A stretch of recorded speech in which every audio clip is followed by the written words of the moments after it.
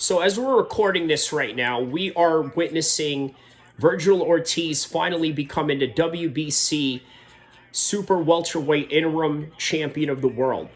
Now, does he deserve to fight Canelo at super welterweight or at 160 or 168? The answer is no. However, what we got out of this fight was understanding his limits. Is Canelo his limits? I would say so. I think that if he was to fight Canelo that night, he would have absolutely lost. He had two knockdowns against him that were controversial, but in my opinion, no controversy about it. It just so happens that the referee missed it the first time around, and as a result, they had to have a replay, look back at it, and decide, you know what, this knockdown is legit. This fight with him and Sergey Bohachuk, I think, was fight of the year. Now, forget Canelo. Just go fight this guy again. You need to fight him again. Why do you need to fight him again? Because this is very controversial.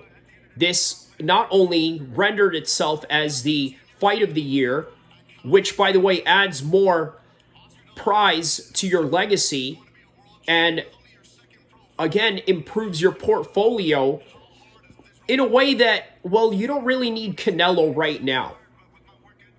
I'm not saying that you shouldn't fight Canelo, but what I'm saying is that there are other fights for Virgil Ortiz to take in the 154 division. Canelo is just not that. The rematch with Bohachuk, I think, is going to do a lot of great numbers because it's one of these fights where you have, let's say, a Gray Maynard, Frankie Edgar situation going on, for those of you that understand MMA and for the boxing heads that are coming over watching this on the MMA side.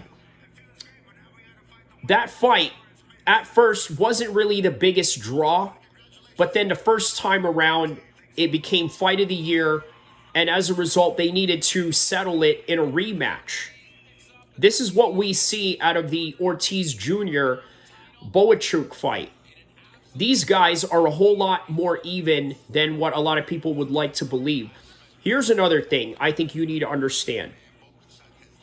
Sometimes we often want to put these fighters in fights for reasons that, well, you know what, you have an opportunity to make money off of a big name.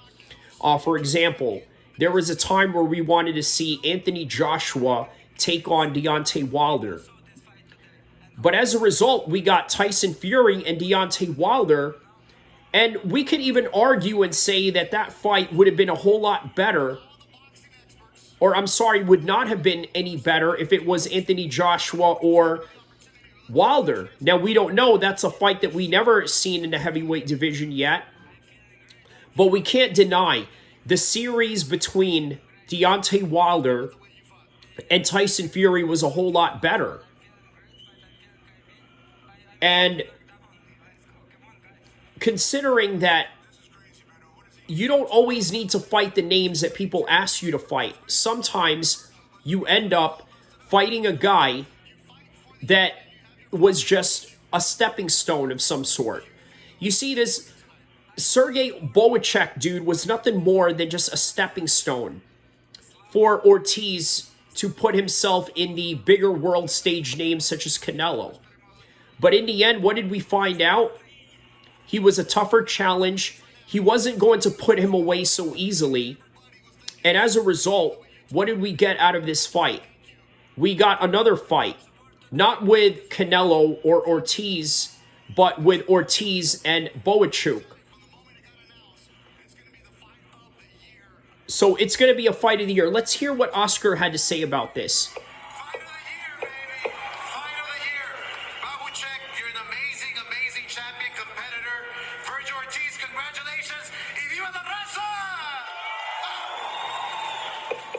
So, fight of the year, from what it seems like out of Oscar De La Hoya, he probably wants a rematch out of this. And put in context, a couple of hours ago, he was just talking to the Sheikh, who, by the way, is in Las Vegas, and how they wanted to set up this fight with Canelo.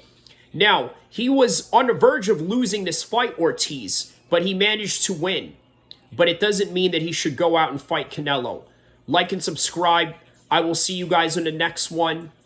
And inshallah, we will either see a rematch or we will see Ortiz take on Canelo. But for now, we don't know. This fight just happened. It ended. We're going to find out in the next days to come, inshallah. Like and subscribe.